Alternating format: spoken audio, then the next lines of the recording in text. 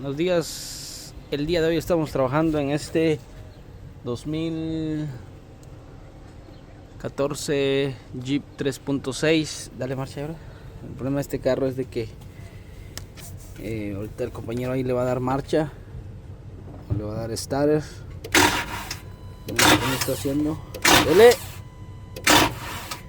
Podemos ver cómo está aquí un falso contacto. Aquí lo voy a mover un poquito, y por eso es la importancia, ¿verdad?, de chequear siempre las tierras, voltajes. Ahí lo vamos a hacer un poquito más de zoom. Dale, brother,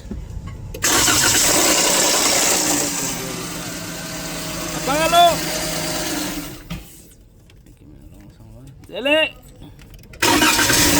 apágalo. Ya está haciendo buen contacto. Quiero ver si lo podemos hacer. Pero es que... Dale.